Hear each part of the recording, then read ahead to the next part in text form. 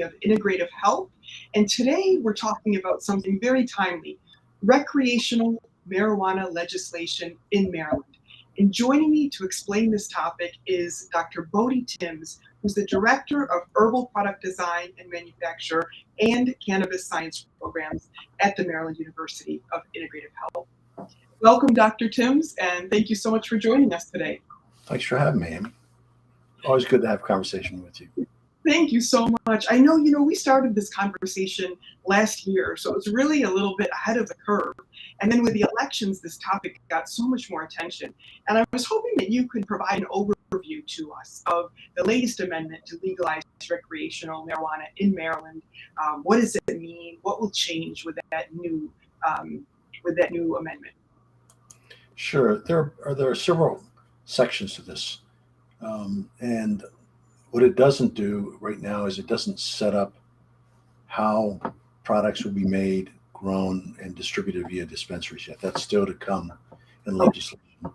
But they do some things like they are collecting baseline data for the use of cannabis, what might impair driving, what kind of poison control calls have occurred. Are there any specific cannabis use disorders showing up? So that's sort of preparatory to be able to respond to increased recreational use. The other thing it's doing is it's trying to improve on, in Maryland, the distribution of access to these new fast-growing businesses in areas where women and people of color. And so they're establishing a cannabis assistant fund. And this is going to be involved to work with sort of smaller owned companies. They're going to provide grants, loans, license application assistance, access and assistance with gaining capital. They're going to target this training to support participants in the adult use industry, because to some extent the medical use industry is sort of largely chosen. There may be people that pull out and a few licenses that come available. They may expand that, but the real growth now is going to be in this adult use arena. And they're going to work with historically Black colleges and universities around cannabis-related programs. They're also going to define really the legal limits for possession. People 21 and older. And they're basically saying you can have 1.5 ounces of cannabis or 12 grams of a cannabis concentrate. They're limiting the THC amount within that, no more than 750 milligrams. You can grow 2 plants, and I believe they haven't defined that yet, but it's probably going to be inside that it has to be grown.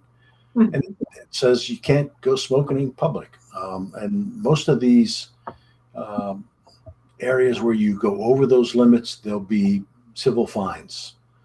Really where it gets to be punishable by jail time is possession with intent to distribute outside the channels defined by the state. It looks at how to expunge records for people who had strictly cannabis possession as their only charge. It allows people who were incarcerated for cannabis possessions to petition for release, resentencing, and changing of their records. They're going to be the establishment of some public health advisory councils.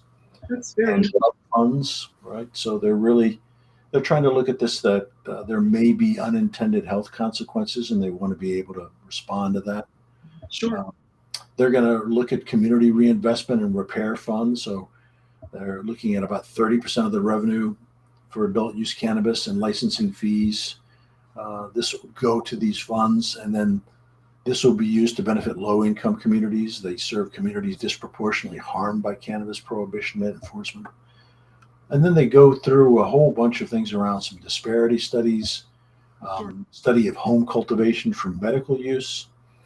And so it goes through and defines the big picture elements. What it doesn't do is it doesn't say, if you want to apply for a license to grow this, how do you do it?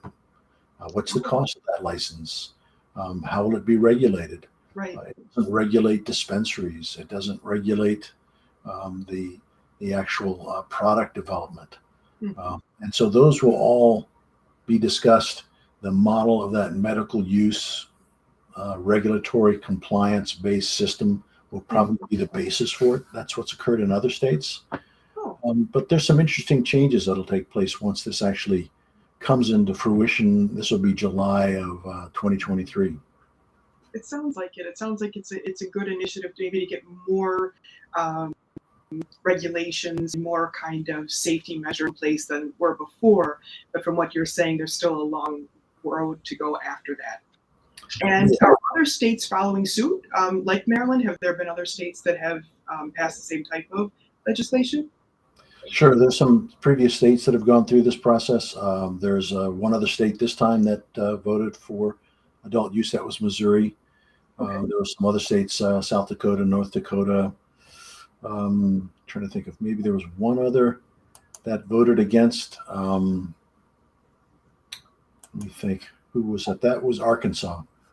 Oh, So there are 21 states and the District of Columbia that now have recreational use. And so once that recreation starts, you have some changes that occur. You mhm. potentially you have greater usage.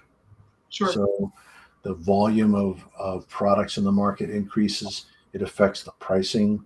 Mhm. Will the state actually go through and define certain cannabis products as medical use only? Will this be defined by the level of THC? We don't know. So Sure. these are all things that will be under legislative pressure from varying interest groups, right? That want to have this set up. Part of what's happening, there's a big chess game going on that most people are unaware of, in that everything is done within states right now. And there are multi-state operators who are companies that have a presence in a number of different individual states. They Mhm. can't cross state lines, but they can work in many different states. And behind them are huge corporations in pharma, tobacco, and consumer products that once those federal barriers come down, they're going to come in.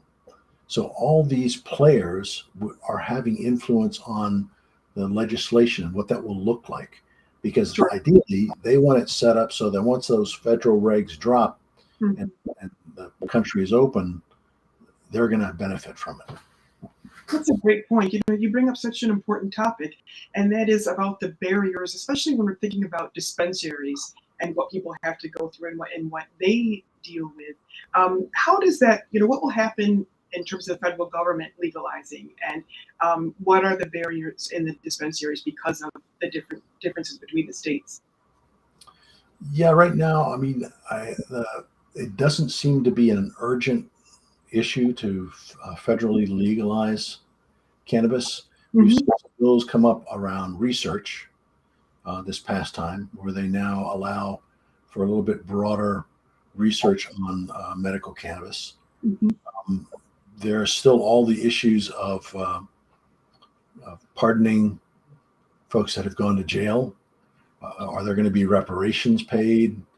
I think there's a lot of legal issues that have to be worked out um, because it's a patchwork. Hmm. Individual states, the states don't want to give up control because they also, with that control, they gain access to a pretty healthy income stream. Sure. So how much incursion into that will come from the federal government because they want their cut, and you have all these varying regulatory structures.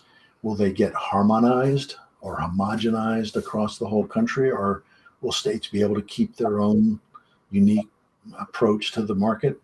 So I think that's the stuff that's being talked about, and no one's ready yet to pull it all together and put it into a legislative piece that people would vote on. Sure. Well, thank you so much for clarifying that for us. There's so many different factors to look at. And I'd like to take one of these questions. Amy Nelson left a comment and then a question. So I'll read the comment first. It says, Hawaii is currently crafting a dual use program on the main model, and we are hoping that it will go through legislation rather than going through voter approval and referendum. And then she says, I'd like to ask, given the bill that passed the Senate yesterday for cannabis research and President Biden's discussions about scheduling rather than legalization, what do you think that we're going to see about that? Well, yeah, he's going to have to deal with a split uh, legislative bodies, right? He may get votes in the Senate, but will he get votes in the House? So Hmm. that's politics beyond my pay grade. Sure. But I think that's really what we're seeing is that the little bit of change in the research side was not huge, but it was a small piece. I see. And I imagine that's what it's going to be. And Amy's a graduate of our program, and she's out there doing some really good work in Hawaii. But it's going to be piecemeal, and until someone is really brave enough to try to form a coalition of senators or congressmen and craft a bill and get it on the floor. For everything I've read, I don't see that happening anytime soon. But I could be wrong because I'm not a politically savvy individual from that point of view. But you are a very savvy individual in the field of medical cannabis. So how do you think, in addition to the things that you just touched upon, it would come to my mind that maybe people might be using the recreational availability to help them with getting access to the medical cannabis. But what about the field of medical cannabis as a whole? Do you think that this will affect it? And if so, how? Well, I think you've got folks that are accessing medical cannabis for recreational use, right? It's fairly easy to get a cannabis card for legitimate purposes, but once you have that access, who's discerning this is for medical use versus private recreational use? So once that recreational access is there, will that hurt the medical use arena? Because now actually people who no longer need to sort of bypass the regs and get recreational use through medical dispensaries. Sure. And pricing becomes important here. If you have an expanded marketplace and maybe some larger companies coming in, will they be able to put pricing pressure? I think what we're seeing across the country is you have a lot of small companies that first got in that are going to fight to survive, really, because it's all the big companies lining up are already present as multi-state operators. And so in our program, when we deal with not only the science, but we deal with the idea of how do you structure a business in this environment, we encourage folks to look at the artisanal side of product development, where they not only are dealing with products that are less likely to be made by larger corporations because there are a lot of sort of hands-on, highly craft-oriented processes, but the margins are a little bit better, less likely to be under pricing pressure, and to innovate and don't go where the big companies are going to end up being, where they're going to be in vapes, pre-rolls, to some extent tinctures. So make your product a unique offering to meet a unique marketplace.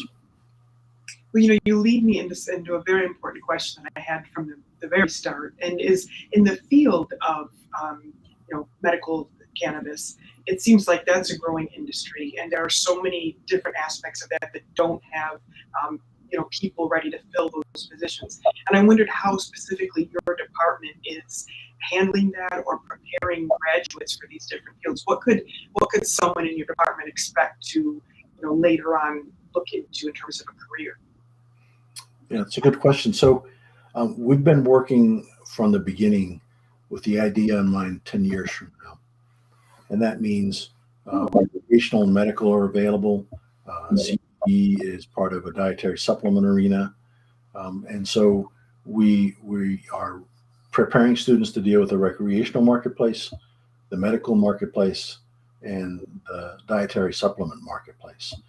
And our approach is to have them become discerning consumers of scientific information, because this field is just proliferating so quickly, the new data coming in, and it's in great need of people that can consume the data and use that to make good decisions. They don't have to necessarily be frontline scientists, although some will be, but they're going to help lead companies and make decisions about quality, about product design, about therapeutic endpoints, safety issues, and all that requires a deep grounding in science. And so we're preparing them to be able to do that on multiple levels. We're also focusing in on a unique segment of the market, and that's wellness or resilience. Certainly, we touch on pathophysiological issues, so students are aware of that. But we feel like the real sweet spot is in that resilience arena, where both recreational and medical cannabis can be used for that. And a final piece is we sit cannabis right in the middle of that wonderful arena of herbal medicine. It's a wonderful medicinal plant, and we use it in conjunction with other herbs to enhance effects, to decrease dosing levels of cannabis because there's synergistic interactions between the herb and cannabis. It may improve the safety profile.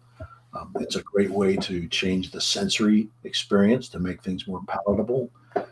And all of the structural and technical elements of the herbal supplement field, which has been around, we have them learn that so that they can begin to apply that into the cannabis field. It's so fascinating. It really is a whole new world from what we see and what we hear and what a lot of people know about it. Going into your world, it just opens up so much. If you don't mind, I would love to dive a little bit deeper into these three categories that you mentioned: the recreational, the medical, and the dietary supplements. Because I think in my mind, I would have probably lumped the dietary supplements in with the medical. So would you mind, just for people watching or anybody who's curious, kind of explaining how you distinguish the three of those professionally? Sure. The common nomenclature is for CBD-based products or hemp-based products. In the scientific arena, we refer to chemovars. Here we're looking at cannabis that has high CBD levels, but less than 0.3% THC. That's the legal limit through the USDA regulations. The DEA would come in if it's higher than 3%. We call that being hot, and they'll come in and they will ask you to burn, destroy that material. We've seen some push to move that up to 1%, because there really hasn't been good studies based on at what level do we begin to see THC as a psychoactive begin to affect people. That 0.3% came from an old taxonomic test that was actually trying to differentiate hemp-based cannabis from drug-based cannabis. So that CBD market is really treated as a dietary supplement, right? The same market, the same distribution, access either through practitioners who have learned how to use CBD and cannabis and refer their patients to it, or patients, as we see right now in the wellness arena, they go out and they take care of themselves, and they go and they choose products and they buy them off the shelf. They get it from Amazon, they get it from Whole Foods, they get it from their mom and pop grocers. So that's the arena that's in. Now, the cannabis, medical, and recreational have products that have much higher THC. We're firmly of the belief, at some point, THC levels of 30, 35%, it's just, getting you very, very stoned. It's not necessarily a medical application. So what we'd like to see more of is the use of cannabis strains that don't rely on these high levels of THC, but reduce levels of THC and enhance levels of all these other cannabinoids that we're beginning to see effective clinical endpoints for. That's a discrete linkage between the medical professional back to the dispensary and then back to the grower, right? That understands how to create that enhanced plant product. So that's the exciting thing, I think. Now we're seeing so much job growth both in the direct arena and all the indirect arenas. So the businesses that service the cannabis industry, which right now there's limitations on because it can't go against federal regulations, which says no, it's a drug. So banking, insurance, all these types of businesses, it's really hard for cannabis companies to get that. But Mhm. that's a huge area that's going to grow tremendously once federal regulations come down. So right now we have huge growth. Think about the kind of growth that we'll get when it's federally legal, and you're Sure. going to have such an expanded marketplace at that point. That's a wonderful point. And you also brought up something that I never would have thought about with cannabis, and that is the artisan aspect and treating it as an herb, and it's different where it's grown and these type of things. Many people are becoming familiar with that type of verbiage with food and with different types of crops and herbs that we eat, but we haven't really, maybe in mainstream America, thought about it yet in terms of these growers. So talk to us a little bit about that. What would constitute someone who's artisanally growing the cannabis versus a mass grower for some other kind of usage? Sure. A good model would be the wine industry, Hmm. coffee, olive oil, even hops for beer. Hmm. Where there are regions or appellations where you know that there's a terroir, there's a quality to the end product based on the ecosystem in which it's grown. Now, cannabis can be grown indoor and outdoor, so you can create sort of false terroirs indoors. It's just consistent growing conditions, but there's an awful lot of really great cannabis that's grown outdoors. Hmm. So these provide sensory profiles, which Hmm. are driven largely by the essential oils, what we call terpenes. The cannabinoids, like THC, don't have much of a sensory signature. But just like you go in and you can tell the difference between a Zinfandel and a Pinot Noir Right. and a Bordeaux based on that sensory profile. Um, the buyers of high-end product in both medicinal and recreational Hmm. can get that signature from the terpenes and understand these belong to specific strains. And for the most part, those profiles then are linked to underlying cannabinoid levels and thus either the experience of clinical efficacy or a certain type of euphoric experience with the psychoactive, whether it's something that they say couch lock, where you get so stoned that you can't move off of your couch, Hmm. versus something that allows you to feel creative and active. And these are all based on that differentiation of terpenes and cannabinoid profiles that are in your product. Now, good artisanal makers will know this, and they'll offer up, just like the wonderful foods and wines and beverages, they will offer up products that people get turned on by engaging in their senses and beginning to understand, oh, this is really good for this is really good for that. And so it becomes an experience like you would going to a vineyard. And in fact, vineyards and um, farm-based brew pubs Hmm. now are increasingly in states where recreational is allowed. You'll see cannabis there as well as part of that array of Right. sort of sensory engagement. That's fascinating. Yeah. And I see we've gotten some comments about that. Someone, I can't read the handle, but they wrote, in my experience, Maryland medical cannabis has gotten away from offering low to moderate THC strands with CBD content. Pennywise, as a consumer, I miss those strains. Those strains offer unique medical benefits versus high THC strains. And you've, throughout the conversation, you've mentioned the different strains. And I'm equivalent it to like the polyphenols in a wine or in an olive oil that have also different strains, and there are different types of polyphenols, or Sure. maybe a probiotic that has different strains. Is it something like that? Is that a good way to kind of think about it? Yeah, strain really refers to a artificially selected set of characteristics in a plant. And in this case, they're referring to the cannabis component. And Mhm. so the strains that dominate in the marketplace right now are high THC. Mhm. And it doesn't make sense from the point of view of medical cannabis that you'd have these super high THC strains. There are a few conditions where you might. So the problem is, um, there isn't a regulatory gate that sort of says, um, here are the strains that are good for these conditions. Right. Part of it is the evidence is not prolific enough to make some of those claims. Part of it is a lot of dispensaries, the people working behind the counter don't get trained real well, and they leave. There's actually a problem keeping people in those industries because they don't get great training. Now, folks coming out of our programs are going to understand the limits of what they can suggest. Mm-hmm. They're going to understand where the real evidence for medical efficacy is, what are safety elements. Sure.